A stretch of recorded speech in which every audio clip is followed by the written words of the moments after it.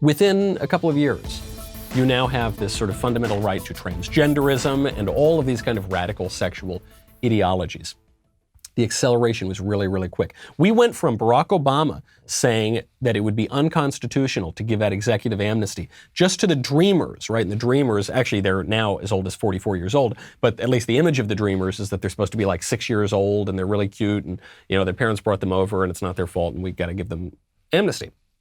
We went from Barack Obama saying that would be unconstitutional to it's so in effect that even Donald Trump can't overturn it. He tried, courts shut it down.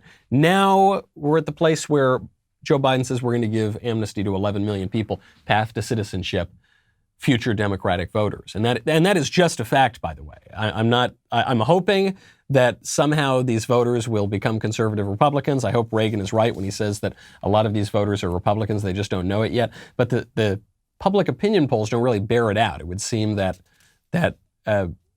recent immigrants from Latin America identify with the Democratic Party overwhelmingly. You're talking about 80% plus, and which is, of course, the reason why Democrats are so keen on pushing for amnesty.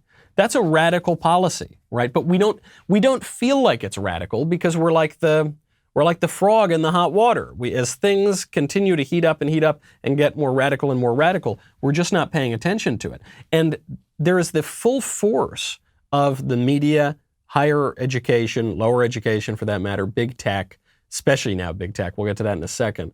The bureaucracy, everybody is pushing for it. And so ordinary Americans who maybe don't have institutional power, and certainly have zero institutional power now that Trump is leaving, they're going to look up and say, wait a second, what is happening? You're going to legalize 11 million people, and then you're going to upend the voting system? Or you're going to keep the upended voting system that we had in 2020? This doesn't look good, guys, and there's not going to be very much to do about it because the entire weight of the establishment is behind it. If you enjoyed that video, be sure to hit the subscribe button so everyone wading through the wasteland of YouTube knows that we've got the absolute top content out there.